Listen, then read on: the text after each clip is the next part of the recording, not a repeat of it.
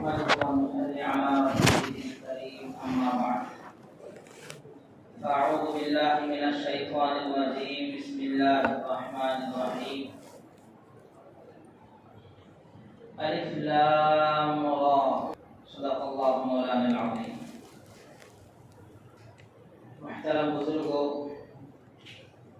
آج تک ہماری تراویح میں 12.5 پارے مکمل ہوئے ہیں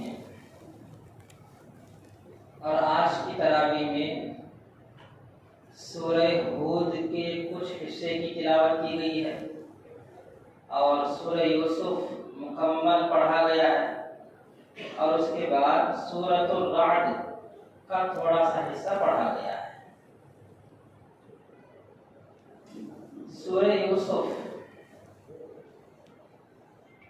قرآن کریم کی وہ سورت ہے جس کے بارے میں خود اللہ تبارک و تعالی نے فرمایا کہ اس میں جو واقعہ اور قصہ بیان کیا گیا ہے یہ احسن القصص ہے، یعنی سب سے شاندار اور بہترین قصہ اور واقعہ ہے. اس سورہ یوسف کے نازل ہونے کا ایک شان نزول ہے. میں نے اس سے پہلے بتایا تھا قرآن کریم کی کسی آیت یا قرآن کریم کے کسی سورت کے نازل ہونے کا جو واقعہ سبب بنتا ہے اس واقعے کو اس آیت کا شان نزول کہا جاتا ہے، اس واقعے کو اس سورت کا شان نزول کہا جاتا ہے. تو سورہ یوسف کے نازل ہونے کا بھی ایک شان نزول ہے. وہ کیا ہے؟ جب حضرت نبی کریم صلی اللہ علیہ وسلم مکہ مکرمہ میں نبوت کا دعویٰ کی اور آپ کا یہ دعوی نبوت کا چرچا مکے سے مدینہ منورہ تک پہنچا، تو مدینہ منورہ میں یہودی رہتے تھے جو اہل علم تھے. آسمانی کتاب تورات کا علم ان کو حاصل تھا، انجیل کا علم ان کو حاصل تھا. مکہ مکرمہ میں مشرکین رہتے تھے، مشرکین جاہل تھے. مکے کے مشرکین نے بھی نبی کریم صلی اللہ علیہ وسلم کی مخالفت کی، مدینے کی یہودیوں نے بھی نبی کریم صلی اللہ علیہ وسلم کی مخالفت کی، آپ کی بات کو نہیں مانا، انکار کر دیا. اور مکے کے مشرکین نے بھی آپ کے خلاف شرارتیں کی، سازشیں کی، اور مدینے کے یہودیوں نے بھی آپ کے خلاف شرارتیں کی. لیکن مکے کے مشرک جاہل تھے، مدینے کے یہودی عالم تھے. جاہل اپنے انداز سے شرارت کرتا ہے اور عالم اپنے حساب سے شرارت کرتا ہے. جاہل کے پاس علم نہیں ہوتا تو وہ علمی باتیں نہیں کرے گا، بلکہ اپنی طاقت کا استعمال کرے گا تاکہ وہ آگے نہ بڑھے، اس کے راستے میں رکاوٹیں پیدا کرے گا. باقی اس کے پاس کوئی اشکال نہیں ہوگا، کوئی اعتراض نہیں ہوگا، ہاں وہ بے جا الزام لگائے گا. چنانچہ مکے کے مشرکین نے حضرت نبی کریم صلی اللہ علیہ وسلم کے راستے میں رکاوٹیں پیدا کی اور آپ علیہ السلام پر بے جا الزامات لگائے کہ آپ کو جادوگر کہا گیا، آپ کو ساحر، کاہن، مجنون اور پاگل تک کہا گیا. یہ شرارت تھی مکے کے مشرکین کی جو کہ جاہل تھے. اور مدینے کے یہودیوں کی شرارت کیا تھی؟ وہ لوگ عالم تھے اور وہ اپنے انداز سے شرارت کی. ان کا اپنا ذہن یہ تھا کہ حضرت محمد رسول اللہ صلی اللہ علیہ وسلم امی ہیں. کیا ہیں؟ امی. عام طور پر لوگ امی کا معنی بیان کرتے ہیں ان پڑھ. یہ معنی نبی کریم صلی اللہ علیہ وسلم کے شان کے لائق نہیں ہے.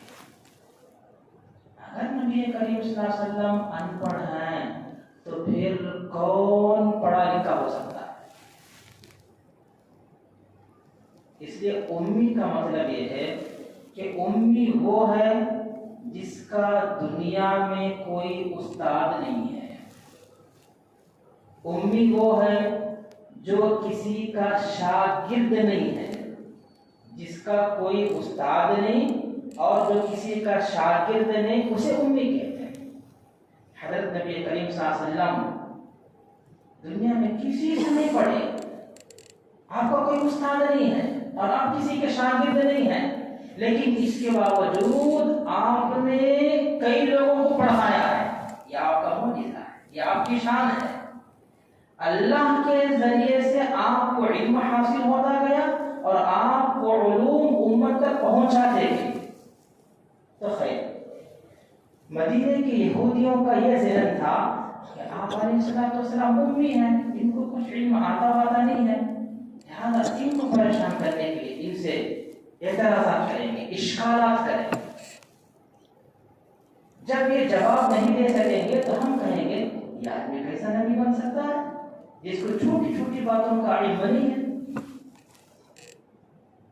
چنانچہ مدینے کے یہودیوں نے مکے کے مشرکین کے ذریعے سے نبی کریم صلی اللہ علیہ وسلم سے ایک سوال کیا. سوال یہ تھا، اس نبی کا نام بتاؤ جس کا بیٹا شام سے مصر پہنچ گیا ہے، ملک شام سے ملک مصر پہنچ گیا ہے، اس نبی کا نام بتاؤ. علمی بات ہے. ان کا اپنا انداز تھا کہ آپ علیہ السلام جواب نہیں دے سکیں گے. جب مکے کے مشرکین نے آپ علیہ السلام کے سامنے یہ سوال رکھا تو اللہ کی طرف سے پوری سورہ یوسف نازل ہو گئی، جس میں یہ بتایا گیا کہ وہ نبی کون ہے وہ بھی بتایا گیا، اور اس نبی کے بیٹے کا نام کیا ہے وہ بھی بتایا گیا، اور اس نبی کے بیٹے کا پورا قصہ اس کے اندر بیان کیا گیا.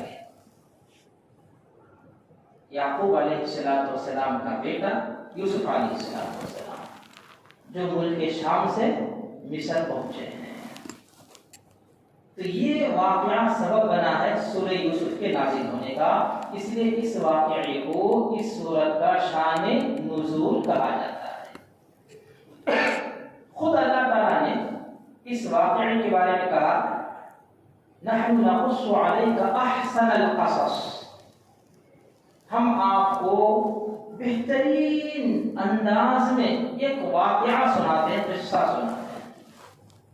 ویسے قرآن کریم میں کئی نبیوں کے واقعات ہیں اور سب صحیح واقعات ہیں، لیکن کسی واقعے کے بارے میں اللہ نے احسن القصص کا لفظ استعمال کیا. یوسف علیہ السلام کے قصے کے بارے میں یہ بات ذکر کی ہے. کیوں؟ اس لیے کہ دیگر انبیاء کے واقعات قرآن کریم میں ایک جگہ پورا تفصیل کے ساتھ بیان نہیں کیے گئے، ضرورت کے بقدر کہیں کچھ بیان کیا گیا. لیکن حضرت یوسف علیہ السلام کا واقعہ اور قصہ مکمل طور پر ایک جگہ شروع سے آخر تک بیان کیا گیا ہے، اس لیے اس کو احسن القصص کہا گیا. اس واقعے کا آغاز ابتدا کہاں سے ہوتی ہے؟ حضرت یوسف علیہ السلام کے خواب سے ہوتی ہے. یوسف علیہ السلام کے والد حضرت یعقوب علیہ السلام ہیں، اور حضرت یعقوب علیہ السلام کی دو بیویاں ہیں. ایک بیوی سے 10 بچے تھے اور دوسری بیوی سے 2 بیٹے تھے. ایک بیٹے کا نام یوسف، حضرت یوسف، اور دوسرے بیٹے کا نام بنیامین. حضرت یوسف اور حضرت بنیامین یہ دونوں سگے بھائی ہیں.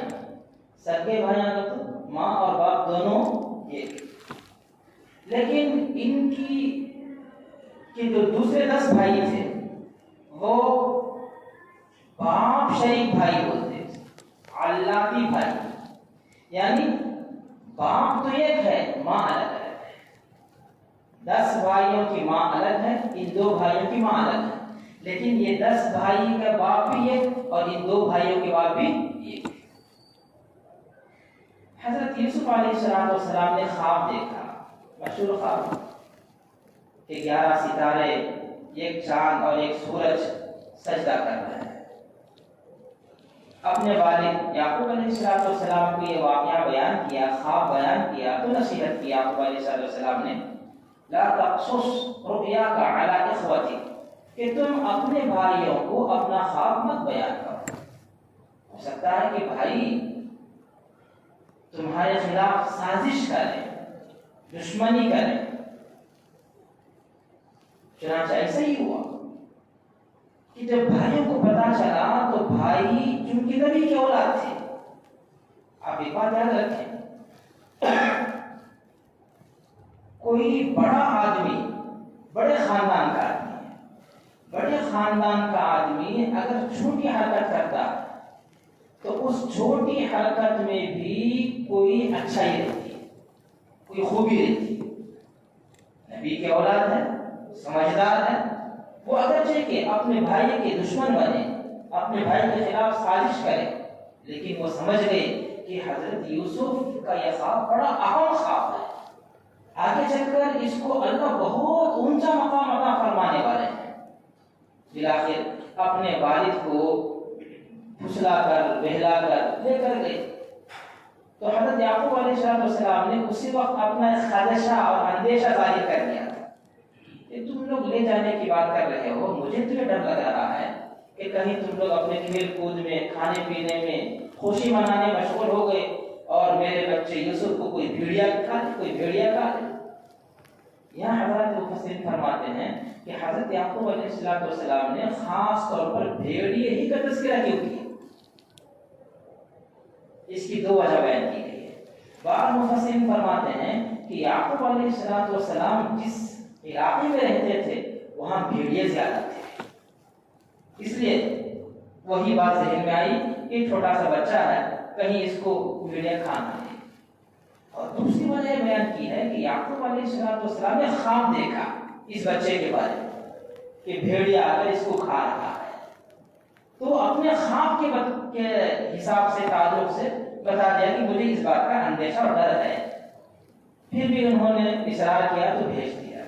پھر وہی ہوا کہ وہ لوگ جھوٹی باتیں کہہ کر کنویں میں ڈال دیے، لیکن کنویں میں ڈالنے کی جو پلاننگ کی اس کے پیچھے بھی ان کا ایک بڑا بھائی ہے یہودا جس کا نام ہے، اس کا ہاتھ ہے۔ سارے بھائیوں کی رائے یہ تھی کہ اس کو قتل کر دیا جائے، جان سے مار دیا جائے، لیکن یہودا جو بڑا بھائی تھا وہ رحم دل تھا، وہ ترس کھاتا تھا، اس نے کہا کہ میں اس کو قتل کرنے نہیں دیتا۔ تو باقی بھائیوں نے کہا کہ اگر تو بیچ میں آڑ آئے گا تو تجھے بھی اس کے ساتھ قتل کرے۔ تو اس نے بڑی پلاننگ کی، اس نے کہا دیکھو میں ایک راستہ بتاتا ہوں، اور دل میں سوچا اسے بھی بچانا ہے، خود کو بھی بچانا ہے۔ دیکھو اس بچے کو باپ سے برا کرنا ہے، اس بچے سے نہیں کیا دشمنی، باپ ہمارا ہم سے زیادہ محبت نہیں کرتا ہے، اس بچے سے زیادہ محبت کرتا ہے، اس لیے بچے کو آپ سے الگ کر دینا، اس لیے مارنا اور قتل کرنے کی کیا ضرورت۔ ایسا کرتے ہیں کسی گمنام کنویں میں اس بچے کو ڈال دیتے ہیں جہاں کوئی پوچھنے والا نہیں ہوگا، وہاں کوئی کیڑا پتنگا کاٹ لے گا مر جائے گا، یا کوئی قافلے کا وہاں سے گزر ہوگا تو اٹھا کے لے کر چلے جائیں گے، باپ سے دور ہو جائے گا بچہ۔ یہ بات ان کے سمجھ میں آ گئی، کیونکہ ان کا مقصد باپ سے دور کرنا تو وہ مقصد اسے پورا ہوگا۔ چنانچہ اسی پر سب نے اتفاق کیا، کنویں میں ڈال دیا۔ لکھا ہے کتابوں میں 3 دن 3 رات تک یوسف علیہ السلام کنویں میں تھے۔ پھر اللہ تعالیٰ نے غیبی انتظام فرمایا کہ وہ کنواں ایسی جگہ پر تھا جہاں سے کسی قافلے کا گزر نہیں ہوتا نا، کبھی کہ راستہ مشہور راستہ ہے وہاں سے لوگ جاتے ہیں، ایسا کوئی مسئلہ نہیں تھا، گمنام جس کو کوئی بھی نہیں جانتا، لیکن وہاں پر اللہ تعالیٰ ایک قافلے کو لے کر آیا اور وہ قافلہ وہاں رکا، اسے پانی کی ضرورت پڑی، ایک آدمی کو بھیجا، اس نے پانی کے لیے اپنا ڈول ڈالا تو اس میں حضرت یوسف علیہ السلام بیٹھ گئے، جب کھینچا تو دیکھا یا بشرا ھذا غلام، یہ چاند جیسا چمکتا دمکتا خوبصورت چہرے والا بچہ ہے۔ فوراً انہوں نے آواز لگائی یہ تو خوبصورت بچہ ہے۔ بالآخر انہوں نے اس کو اپنا غلام بنایا اور مصر لے کر گئے، اور مصر میں جانے کے بعد اس بچے کی جو قیمت لگائی گئی عام انسان کے بس میں نہیں تھا اس کو خریدنا۔ کوئی اس بچے کے وزن کے برابر چاندی دے دو، کوئی بولا کہ اس بچے کے وزن کے برابر سونا دے دو، تو پھر مصر کا جو بادشاہ ہے عزیز مصر، وہ بادشاہ ہی یہ قیمت چکا سکتا تھا، وہ آیا اس نے خریدا اور ان سے بات چیت کرنے کا انداز دیکھا اور چال چلن دیکھا تو فوراً سمجھ گئے عزیز مصر کہ یہ بچہ بہت اونچے مقام کو پہنچنے والا ہے۔ تاریخی کتابوں میں لکھا ہے کہ 3 آدمی ایسے گزرے ہیں جو چہرے اور شکل کو دیکھ کر پہچان لیتے تھے کہ یہ بندہ فلاں اونچے مقام کو پہنچے گا۔ ان 3 میں سے ایک عزیز مصر تھا جو حضرت یوسف علیہ السلام کے چہرے اور شکل کو دیکھ کر پہچان لیا کہ یہ آئندہ چل کر بہت بڑا بنے گا۔ نمبر 2، حضرت شعیب علیہ السلام کی بیٹی جو حضرت موسیٰ علیہ السلام کے چہرے اور شکل کو دیکھ کر پہچان لی کہ بہت بڑا آدمی ہے، چنانچہ اس نے جا کر اپنے باپ سے کہا تھا کہ اس کو اپنے پاس مزدور رکھ لو، یہ بڑا طاقتور بھی ہے، امانت دار بھی ہے۔ تو وہ بچی بھی چہرے اور شکل کو دیکھ کر پہچان لی۔ نمبر 3، حضرت ابو بکر صدیق رضی اللہ تعالیٰ، جو عمر رضی اللہ تعالیٰ عنہ کے چہرے اور شکل کو دیکھ کر پہچان لیے کہ بہت بڑا آدمی بنے گا یہ اسلام میں۔ ایسا ہوتا ہے دنیا میں، کچھ لوگ ہوتے ہیں جو چہرے اور شکل کو دیکھ کر پہچان لیتے ہیں کہ اللہ اسے بہت اونچا کام دے گا۔ چنانچہ امام اعظم ابو حنیفہ رحمۃ اللہ علیہ کی مجلس میں ایک بچہ آیا، اس نے مسئلہ پوچھا، مسئلہ غور سے سنے۔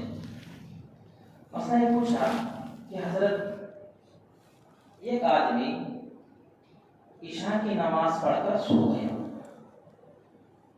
رات میں غسل کی حاجت ہوئی، تو کیا یہ دوبارہ عشاء کی نماز پڑھے یا پہلے جو پڑھ لیا تھا وہی کافی ہے؟ آپ لوگ کیا جانتے ہیں دوبارہ پڑھنا نہیں پڑھنا؟ جی ابو حنیفہ رحمۃ اللہ علیہ نے جواب دیا دوبارہ پڑھے۔ شاید سب پریشان کہ حضرت آج کون سا مسئلہ بولتا ہے، نوا مسئلہ، صحیح مسئلہ تو جو آپ بول رہے ہیں دوبارہ پڑھنے کی ضرورت نہیں، لیکن ابو حنیفہ رحمۃ اللہ نے فرمایا کہ دوبارہ پڑھنا ہے۔ شاگرد پریشان ہو کر پوچھا حضرت یہ کیا مسئلہ ہے؟ تو حضرت نے فرمایا اس بچے کا چہرہ تم نے نہیں دیکھا، یہ بچہ کسی عام آدمی کے بارے میں مسئلہ پوچھنے نہیں آیا ہے، وہ اپنے بارے میں مسئلہ پوچھنے آیا ہے کہ وہ رات عشاء کی نماز پڑھ کر سو گیا اور رات میں بالغ ہوا۔ جب عشاء کی نماز پڑھا تھا تب وہ نابالغ تھا، نابالغ کو تو نماز فرض نہیں، وہ جو پڑھا تھا وہ کل لگا، اب بالغ ہوا اور بالغ ہونے کے بعد اس پر عشاء کی نماز فرض ہو گئی ہے، وہ فرض دوبارہ پڑھنا پڑے گا۔ تو ابو حنیفہ رحمۃ اللہ نے فرمایا کہ بچہ اپنے بارے میں سوال کیا لیکن شرمیلا تھا، وہ صاف صاف بولنا نہیں چاہتا تھا شرم کی وجہ سے، میں سمجھ گیا یہ کیا کہنا چاہتا ہے۔ پھر فرمایا یہ بچہ بہت بڑا بنے گا۔ چند دن کے بعد اس بچے کے باپ، وہ بچہ کو نہ بولا میں نہیں بولا میں یاد رکھو، چند دن کے بعد اس بچے کا باپ ابو حنیفہ رحمۃ اللہ علیہ کی مجلس میں لے کر آئے بچے کو، حضرت اس کو آپ پڑھائیں، اپنی مجلس میں اس کو شریک ہونے کی اجازت دیں۔ ابو حنیفہ رحمۃ اللہ علیہ پہلا سوال پوچھے حافظ قرآن ہے؟ کہا نہیں، میری مجلس میں اسی کو بیٹھنے کی اجازت ہے جو حافظ قرآن ہے۔ لوگ ابو حنیفہ رحمۃ اللہ علیہ پر اعتراض کرتے ہیں کہ ان کو قرآن کا علم نہیں آتا، حدیث کا علم نہیں آتا، حالانکہ ان کی مجلس میں شریک ہونے کے لیے حافظ قرآن ہونا شرط ہے۔ وہ آدمی جس کی مجلس میں شریک ہونے کے لیے حافظ قرآن ہونا شرط ہے، تو اس آدمی کا قرآن کے بارے میں علم کا کیا عالم؟ اس لیے اپنی زبان کا سنبھالنا، بزرگوں کے بارے میں کچھ بولتے ہوئے، ائمہ کے بارے میں کچھ بولتے خیر۔ پھر 7 دن کے بعد وہی ماں اسی بچے کو لے کر آئی۔ ابو حنیفہ رحمۃ اللہ علیہ فرمایا میں نے 1 ہفتہ پہلے منع کیا تھا کہ میری مجلس میں شریک ہونے کے لیے حافظ قرآن ہونا ضروری ہے۔ حضرت امتحان لیجیے، کتنے دن کے بعد؟ 7 دن کے بعد حضرت امتحان لے لیجیے، جہاں سے قرآن میں سے پوچھنا پوچھ لیجیے۔ اس کا مطلب یہ ہے کہ وہ بچہ 7 دن میں حافظ قرآن بن گیا، اور پھر وہ ابو حنیفہ رحمۃ اللہ علیہ کی مجلس میں شریک ہونے کے لیے آیا ہے۔ ابو حنیفہ رحمۃ اللہ علیہ کی اجازت۔ پھر یہ بچہ بڑا ہو کر فقہ کی، مسئلے مسائل کی بڑی کتابیں لکھی ہیں۔ ان میں سے کتاب کا نام ہے المبسوط۔ المبسوط فقہ کی کتاب، یہ غیر مسلم اس کتاب کا مطالعہ کیا، پڑھا، پڑھنے کے بعد مسلمان ہو گئے۔ لوگوں نے پوچھا کہ تیرے مسلمان ہونے کی وجہ کیا ہے؟ اس نے کیا جواب دیا؟ وہ جواب مجھے آپ کو سنانا ہے۔ جواب یہ دیا ھذا کتاب محمدکم الاصغر، یہ تو تمہارے چھوٹے محمد کی کتاب ہے۔ فکیف کتاب محمدکم الاکبر، تو تمہارے بڑے محمد کی کتاب کا کیا عالم ہوگا صلی اللہ علیہ وسلم۔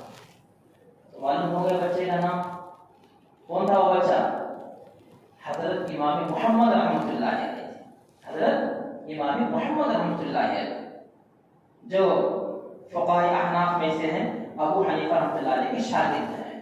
تو اس وقت ابو حنیفہ رحمۃ اللہ فرمایا تھا یہ بچہ آگے چل کر بڑا بنے گا، چنانچہ ویسے بڑا ہوا ہے۔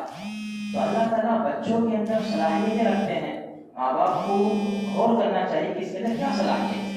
عام طور پر ذہن یہ بنتا ہے کہ جو بچہ ذہین ہوتا ہے اسے کالج اسکول ڈال دیتے ہیں، وہ بچہ جو غبی کند ذہن ہوتا ہے، چلتا نہیں ہے دماغ اس کا، اس کے لیے مدرسے کا انتخاب کرتے ہیں۔ یہ غلط بات ہے۔ وہ ذہین بچہ ہو سکتا ہے کہ ہم اسے مدرسے میں ڈال دیں تو آگے چل کر وہ بہت بڑا عالم بنے اور دین کی خدمت اللہ تعالیٰ اس سے دے۔ اس لیے ماں باپ کو اپنے بچوں کے تعلق سے صحیح فیصلہ کرنا چاہیے۔ وقت ہو رہا، دعا کریں کہ اللہ تبارک و تعالیٰ ہم تمام کو دین کی صحیح سمجھ نصیب فرمائے، قرآن کے ساتھ محبت عطا فرمائے۔ آمین۔ وآخر دعوانا الحمدللہ۔